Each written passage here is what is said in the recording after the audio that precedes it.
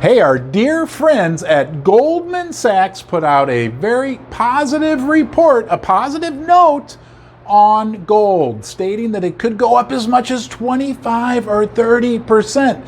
This is Goldman Sachs, that prestigious New York investment firm, full of Ivy League brain trust. So when they have something positive to say about gold and silver, our ears are going to perk up. But I find it real interesting that a lot of Goldman Sachs employees actually watch Ron's Basement video. So I'm starting to think that maybe, guys, maybe they're getting their ideas from me or you. Let's dig into this and see what we find out.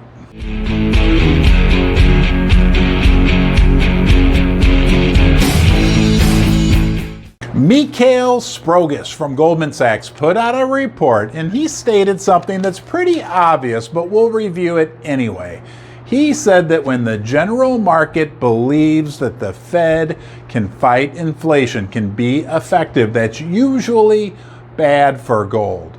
But when we're in an inflationary environment where the market questions the Fed's ability to actually fight the inflation, that is very, very good for gold, which happened in the 1970s. Now, lately, we all know the market has been gullible in believing that Jerome Powell and his friends at the Federal Reserve are going to be successful at fighting inflation. So the market has been believing in this tight monetary policy that has sent rates up, sent the dollar up, and sent the price of precious metals down. But Mikhail apparently wanted to point something out, that where we're sitting right now, we're in a very unique situation because there's something else going on. Have you heard about all of the world central banks that are literally gobbling up all the gold in the world? Have you heard that?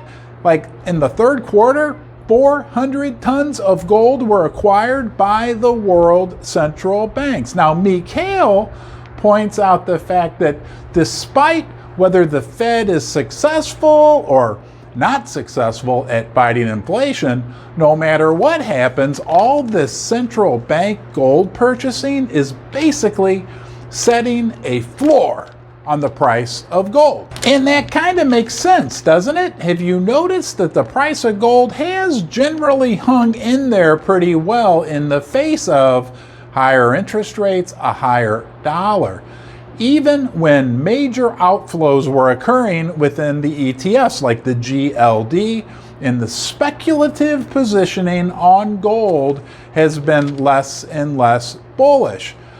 With all that going on, the price of gold is hung in there, and the reason why is because the central banks, the top people at the top banks throughout the world, the nerve center, the brain center of all the world's banking and economies, what are they doing? They are buying massive amounts of gold. The third quarter purchases of 400 tons, that's a record amount for one quarter. And have you noticed that's acting like a floor for the price of gold? But it gets even more interesting when we think about China and Russia. We don't even know how much gold they have been purchasing. They don't disclose how much gold. So who knows how much gold on top of this 400 is being purchased by central banks throughout the world. And we know the Eastern countries, the BRICS countries, starting their own reserve currency. They are all moving towards silver and gold. Let's rein this back in and go to our friend Mr. Sprogis at Goldman Sachs and mention a few more things that he said, because he did have some interesting insights.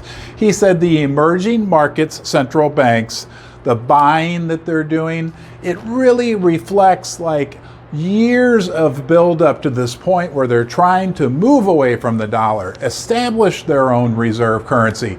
That this major buying that we've seen in the last quarter and during this entire year, that it's not a one-off type event. He went on to tell us that this emerging market central bank demand presents an asymmetric opportunity to invest in gold, meaning that even if the market continues to believe that the Federal Reserve and Jerome Powell will be successful in fighting inflation, will avoid a recession. That's like the worst case for gold, right? ETF outflows would then continue. People would be getting out of gold from a retail investment perspective, that the purchasing by the emerging markets would continue to support the price.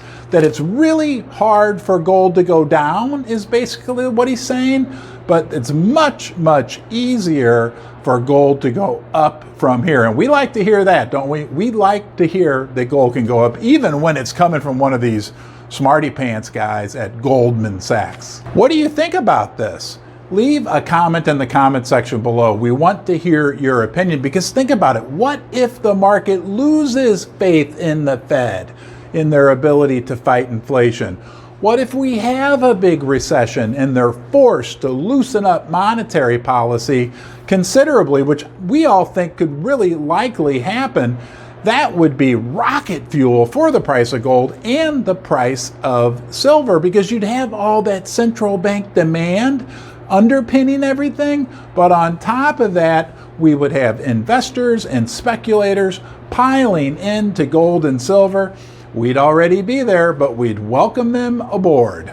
Are you a mathematical wizard? If you are, maybe you should go to work at Goldman Sachs, because they then went on to run some statistical analysis that showed that if central banks were to continue on a quarterly basis to acquire gold at this 400 tons per quarter level, that would give a 25% boost to gold. Even if they did 250 tons per quarter, that would give a 12.5% boost to gold. Not 12.4, 12.5%.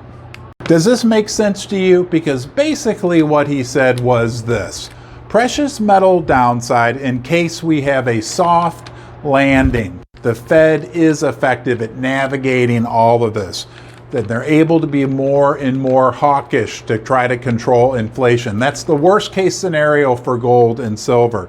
The downside is much, much less than the potential upside if the Fed is forced to react to some financial crisis or even a regular vanilla old recession. And it gets even more interesting when you consider the fact that it's going to be hard for the gold long speculative position to get much smaller. Those are the guys that trade futures, you know, the unicorn fart dust version of gold. They're already barely long. It's going to be hard for them to get much less long. There's a lot more runway in front of them to get much more long, which will be good for the price of gold and gold's little cousin silver. Also, the gold ETF outflows. It's going to be hard for those to get much worse, much more drastic than they've been over the last, let's say, 6 months or a year. Hey, when we tie it all together, the future still looks good for the gold price and the silver price. I'll be here for you through it all. We've been through some choppy seas together. Things are starting to look a little more calm, kind of like the ocean behind me today. That can spell some good days for the gold price and the silver price. I'll be here for you through it all. If you got any enjoyment, education, or even entertainment out of my video, please subscribe right here. Until next time, you be well.